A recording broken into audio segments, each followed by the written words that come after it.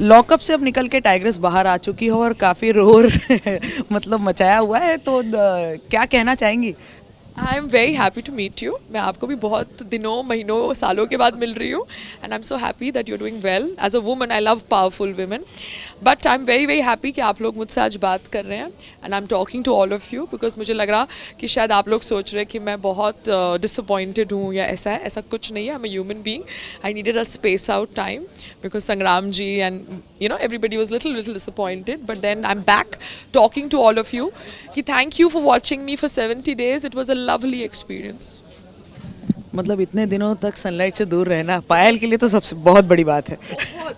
आप बिलीव नहीं करेंगे, कल से ना मैं अपने टेरेस पे जा रही हूँ, सन को देख रही हूँ, आ रही हूँ वापस, सन को देख रही हूँ, आ रही हूँ वापस, मेरी आंखें ऐसे हो रही है। So I took time to get normal because I live the show the way I had to live it and मेरे लिए सनलाइट बहुत इंपॉर्टेंट था बिकॉज हमारा घर में ही टेरेस की वजह से हम यहाँ पे इन्जॉय करते हैं। So it was like a zone. फिर गर्मी भी है, बहुत है बॉम्बे के अंदर, तो getting use to everything because हम 70 डेज सिर्फ एसी में थे and suddenly to come back to no AC zone when I was a no AC person was little difficult but I am back. सबसे पहले आकर लॉकअप से निकल के सबसे पहला चीज़ क्या किया? कल तो I was just in the house and near my house because what was happening was that हमारी बिल्डिंग में कुछ शॉर्ट सर्किट हो गया है। So only one A C can work at one time in the flat and it's so hot in Bombay. So I was having a difficult time figuring out my bags and every. I was in a mess. तो मुझे किसी से बात भी करनी थी। I was like I am not doing any camera interviews. I have not even taken my bath right now. I am in a different zone but today I am like I have to get back and give my thankfulness and gratefulness to all the people who made Lockup a success and made me a success by loving me. So it's my duty to thank them and that's why I had to come today and talk to you guys and I made sure I did my facial before coming so that I look pretty. पर मन में कुछ मलाल रह गया कि trophy इतना करीब थी और नहीं मिल पाई? I'm not having no malal because I believe आपने देखा होगा कि मैं बिलीव करती हूँ कर्म में, मेरे नसीब में नहीं होगा एंड कोई इंसान आपसे ना ट्रॉफ़ी ले सकता है ना आपको दे सकता है। भगवान जब आपको देना चाहेंगे तब देंगे ट्रॉफ़ी। इस बार भगवान मुझे लोगों का प्यार देना चाहते थे and that's what he gave me and I am very very grateful for that. Overall journey की बात करें तो कैसे रहा पूरी जर्नी? कितनी दोस्ती, कितनी दुश्मनी, क्या क्या लेके बाहर निकली है? बहुत सारे टीचिंग्स लेके बाहर निकली हूँ क्योंकि ये शो में जब मैं आई तब मैं एक अलग इंसान थी एंड ये शो को करने के बाद अब मैं एक अलग व्यक्ति बन चुकी हूँ in a better way. I think कितने चेंजेस आ गए? अगर चेंजेस की बात करें तो कितने?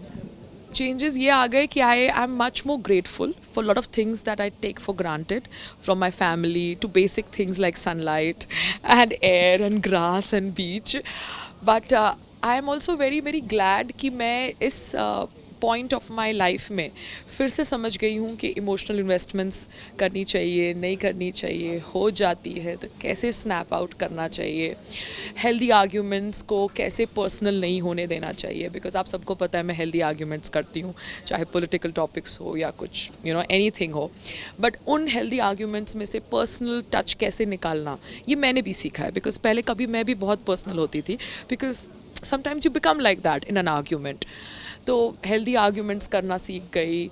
अगर गलती हो गई, किसी को इमोशनली हर्ट किया तो मैं सॉरी बोल देती हूँ because I am a fan of Veer Savarkar ji. So I believe that sorry से आप छोटे नहीं बनते। Then I realised that I need to be a person who values my duties क्योंकि हम लोग वहाँ पे प्रण लेते थे रोज़ एंड जब हम प्रण लेते थे तो हम कैमरा के सामने प्रण लेते थे मगर ज़िंदगी में भी हमारे जो कर्म है जो हमें करना है, जैसे ही मेरी ड्यूटी है आज मेरे फैंस को थैंक यू बोलना because they have worked day in and day out. There are some various groups Payal army and this and that who have worked for me in without any expectation but it's my duty to thank them. So I had to push myself and be grateful for their love and their hard work because कर्म हम कर सकते हैं, fruits हमारे हाथ में नहीं है। So बहुत चीज़ें learn करी। फिर ये भी देखा कि कैसे खाना पीने पे ज़्यादा ध्यान देना चाहिए, स्लीप पे ज़्यादा ध्यान देना चाहिए, बिकॉज लाइफ में अगर आपका स्लीप खाना पीना ठीक है तो आप कोई भी स्ट्रेस हैंडल कर सकते हैं. एंड योगा के बारे में तो आपको पता है, me and my bond with yoga, तो वो मैंने 70 दिन में एक दिन भी मिस नहीं किया, वेदर आई वॉज वेल और not well. And I use to push my self. आपने देखा होगा कि मैं, ऐसा नहीं है कि मेरी बॉडी दुखती नहीं थी, मगर मैं बिलीव करती थी कि मुझे अगर ये अपॉर्चुनिटी मिली है तो मैं यहाँ पे सोने के लिए नहीं आई, बेड पे लेटने के लिए नहीं आई. I was not a lazy person. तो I believed in pushing myself more, because real life में कभी कभार आप लेज़ी हो जाते हैं, मगर यहाँ पे I was on job, I was on duty, तो बॉडी दुखती भी थी, तो I use to push my self. तो रियल लाइफ में भी I am going to push my self further now, learning from this experience, because ऐसा नहीं है कि मेरी बॉडी अभी नहीं दुखेगी या कल नहीं दुखेगी.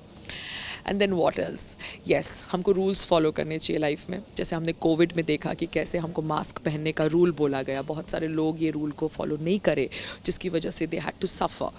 तो अगर हमको कभी गवर्नमेंट या कोई बॉडी जो हमको हैंडल कर रही है कह रही है कोई रूल्स फॉलो करने के लिए, तो हमें फॉलो करने चाहिए. मगर अगर वो रूल्स में हमको लग रहा है कि कुछ गलत है, something is not favourable, then we need to attack it logically. अनशन करके, प्रोटेस्ट करके कोई फ़ायदा नहीं है. To stop the functioning of a system और अ कंट्री और a jail is not right. Lot of people did not agree with lot of things in the past few years, चाहे वो शाहीन बाग हो, चाहे वो कुछ और हो. And road blocks karna, I think that is something that we should avoid. We cannot agree, but we need to approach the disagreement in a democratic way rather than doing unshans and protests, because उससे क्या होता है, हमारी तबीयत ख़राब होती है. Jail में भी लोग बैठ जाते थे अनशन पे, उससे क्या होता था, उनकी तबीयत ख़राब होती थी. जेलर साहब तभी जवाब देते थे जब देना होता था. मतलब काफ़ी कुछ सीख कर बाहर निकली है पायल, और काफ़ी कुछ व्यूज़ भी चेंज हो गए, अब पॉइंट ऑफ व्यूज़ चेंज हो गए हैं. Point of views change हो गए हैं, क्योंकि change is constant. I think that is something that we always have to agree with, and this is what life is all about, a journey. We need to just enjoy the journey. ये reality show से आगाज़ हो गया है, अब next what next ये सब जानने के लिए बेकरार है कि कहाँ अब. बेकरार, what next, because I am like wanting to come back on camera again. तो इसलिए मैंने बोला आज तो आना ही पड़ेगा, आज तो बातचीत करनी पड़ेगी. 2 दिन हो गए, मतलब 1 दिन हुआ, बिकॉज फिनाले पे तो कैमरा था. मिस किया आपको सब. Because like I said, Sangram and everybody was like, you know, little disappointed. So I thought कि let me give him more importance. वो सोचेंगे कि यहाँ पर, you know, so I had to choose between Sangram and the finale. ये ज़रूर जानना चाहेंगे कि कितनी जल्दी शहनाई इस साइड भी बजने वाली है. उसके लिए मैं आपको संग्राम को मोबाइल नंबर दूंगी. Please call him up, make sure he gives you a date, he gives you a venue, and you tell me, because I will just reach there, figure out my designer, I just reach there. Make sure you get the venue and you get the date, because I am really tired of this discussion. He is only the person who has to give you this. फिर तो जल्दी ही मिलना पड़ेगा. Because आपकी duty है, अभी मेरी duty नहीं है, आपकी ड्यूटी मैंने आपके सर पे डाल दी है. चलो Payal, thank you for talking us. Take care, bye bye.